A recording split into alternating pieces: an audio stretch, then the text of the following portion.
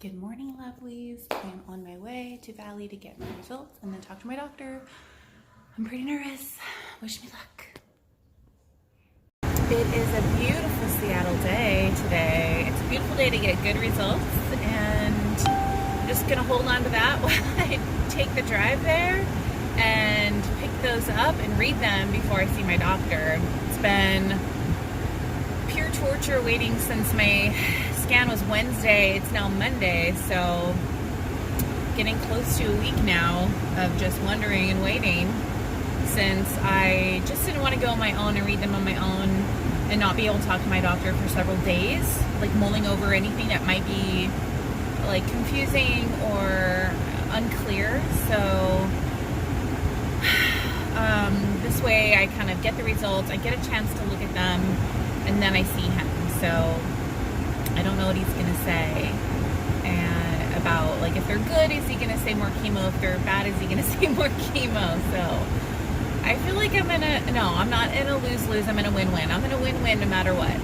Here they are. The really good results, right? They really are.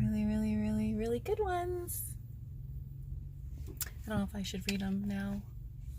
Well, if you do, then what it's like. It's so crazy. Like, it's right here, and I'm terrified. I'm excited, and like it's right here. It's like I want to open them, and I don't. Like, this is like your like life. This is your it's like it's so much. And okay, findings. Okay, so the previous examination demonstrated a 2-nodular foci medial to the left breast implant, the abutting anterior margin of the pectoralis muscle just lateral to the sternum on 5/29. That was in May. The largest focus of slightly lateral measured 7 millimeters in maximum dimensions. On the last examination, there was a minimal smaller measuring 6 millimeters.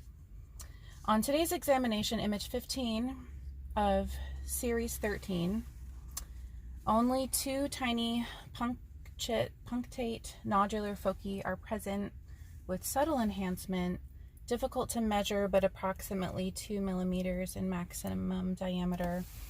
Fuck, there's still something there.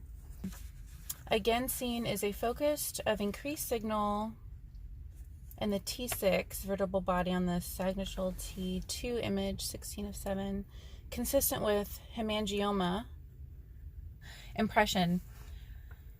Marked improvement in the 2 small nodular masses along the anterior margin of the left pectoralis. Medial no new massine. No new massine. T6 hemangioma unchanged. So the good thing is, okay, so this is just hemangioma. They're not seeing a lymph node or anything that's spread. That's great. But what really sucks is that the two nodulars are still there after freaking 14 chemos. It's only down to 2 millimeters. Fuck. It should be gone. Last time the other protocol got rid of it till it was completely gone. Yeah. I guess what we don't know, like last time they still could see it, I think, but they didn't know it was like dead until they like did a mastectomy and then like cut it up and like did pathology on it to see that it was not alive. Yeah. So what are the chances like it's still just there dead, but it's not alive? Exactly. I don't think I want to do any more of this protocol. No. For 2 millimeters, like it went from 7 to 2, like only decreased by 5 millimeters. Right. And 14 treatments. What's your take on it? It doesn't. Mixed feelings. It's not horrible, but it's not. It could be good though. Right, like you said, like maybe those are dead, you know, those nodules.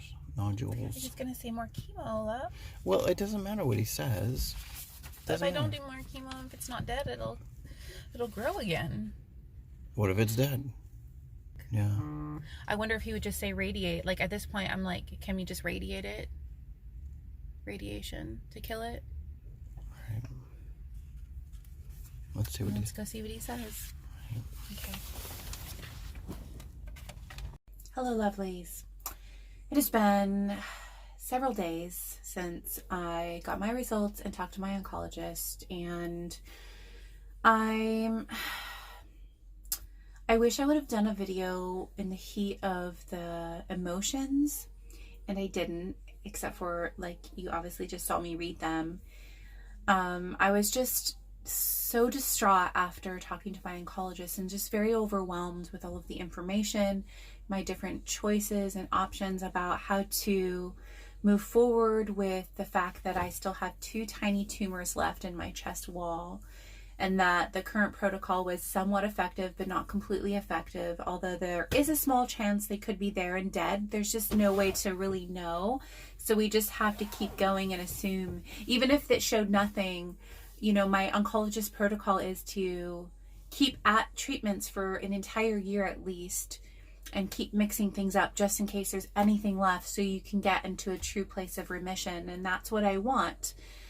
Even though I know that I said I don't ever want to do chemo again, and that I won't, I feel like I'm so close to being in remission. Like, how could I give up now? It's just so hard to know what to do. So just to get straight to it, my next steps, well, there's a couple of things. One, I'm going to meet with a radiation oncologist who does targeted radiation to see if I'm a candidate. If there's any way to target right here. Although my oncologist, again, is not a fan of radiation. He feels like it does cause a lot of permanent damage, unlike chemo, which it can cause permanent damage, but with low dose chemo, most of the damage is short term and you can get through it. And there isn't a lot of the permanent damage that comes, like, that's a guarantee with radiation. With it damages your immune system, it damages your lymphatic system. It's really close to the heart because my chest, my tumors are right here, right next to my heart, and it's it's just one of those risks. And I felt very devastated after reading my results. Although when I go back to them, so what really brought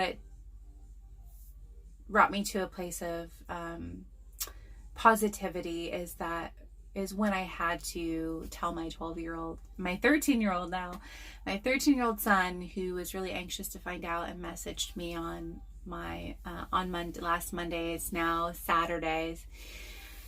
And he was with his dad, and so he called his mama. He texted me. I didn't answer him right away, and so he called me right away because he was nervous, and me explaining to him that chemo was effective, it did its job, it got rid of the lymph node that was right here is totally gone, so that's a great thing.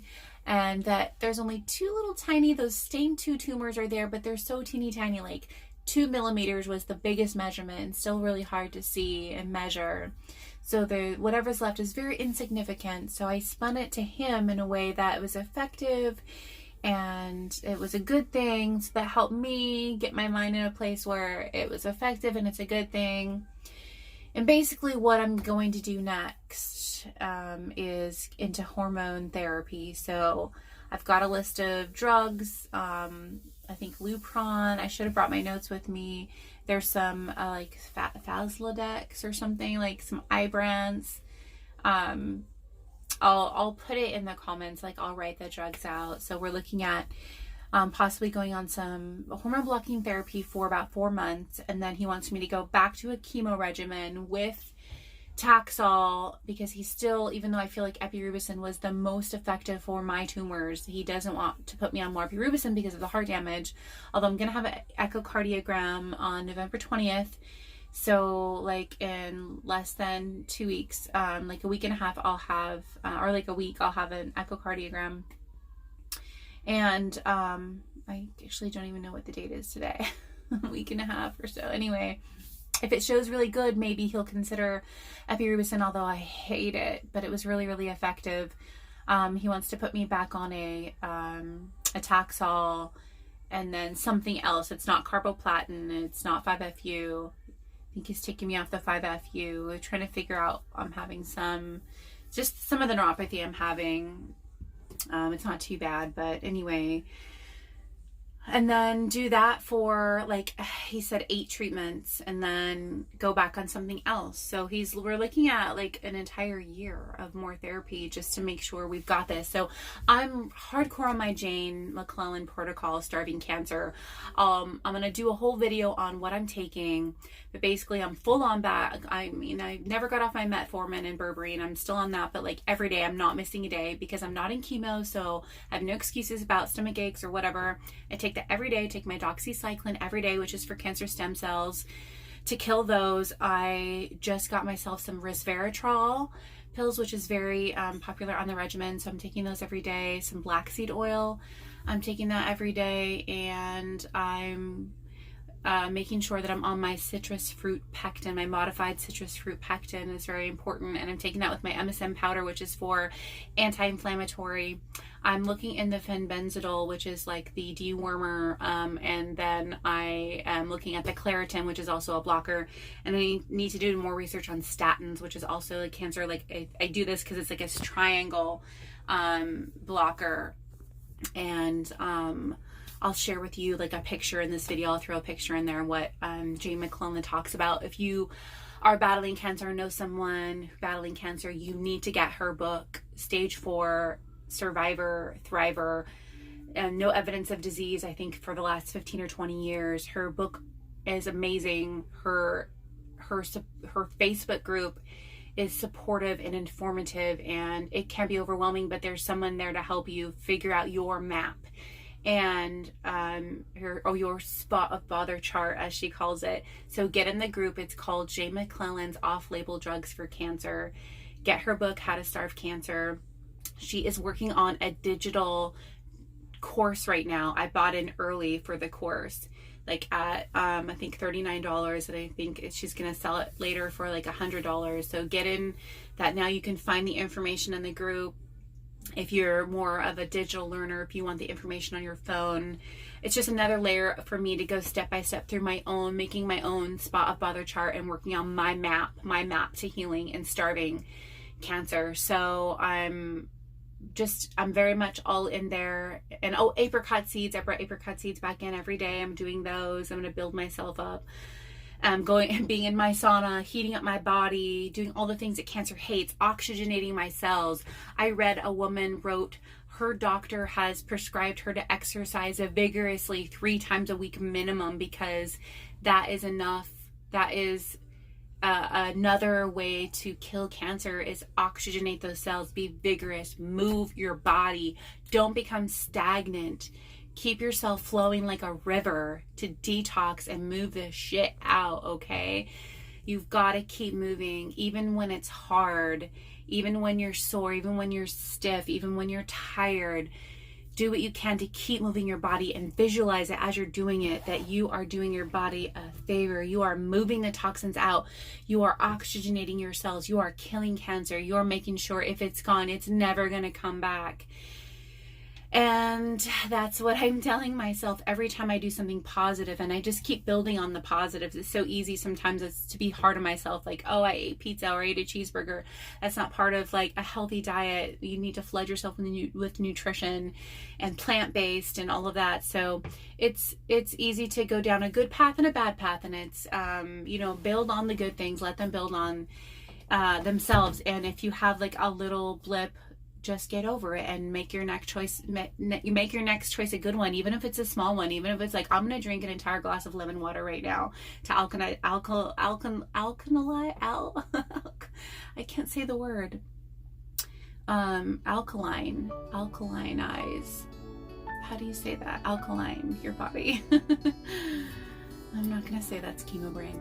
Anyway, so just keep making good choices and build on those good choices. And I'm discouraged. I wanted to be completely cancer free. I don't want to keep fighting and suffering, and my hair is not coming back. So the thought of it, like, it's a month since my last chemo. I've got a couple tiny baby hairs. That's it. So the thought of the next 4 months, like my hair growing back and then going back into chemo and losing it again, is devastating. Okay. So I'm just baby stepping through this and enjoying every moment where I'm feeling okay. It's so good to be out of chemo. I gained 5 pounds the last week, 2 weeks, because food started tasting good again after 2 weeks out of chemo, and I'm just like eating, like this tastes good, that tastes good, it tastes amazing. So I'm kind of settling down and, you know, going back to my maybe 1 meal a day or 2 meals a day and eating a lot of plant foods and taking care of myself. And whatever I do it with love, and I tell myself this is how I'm loving me and healing me. So your mind is powerful. And I shall update you again soon, lovelies, with what I move on to. And yeah, stick with me here.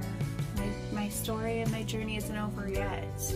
And I'm gonna just ride it with the best of intentions and the most joy I can, even in this crazy time we live in 2020 and everything happening. I just have to put it on a shelf over here and close it and lock it and tape it up. And today I'm going to finish my sauna session, take a shower, and take my boys to a cider farm. And we're gonna go look at animals and drink cider, fresh, cold pressed, organic cider.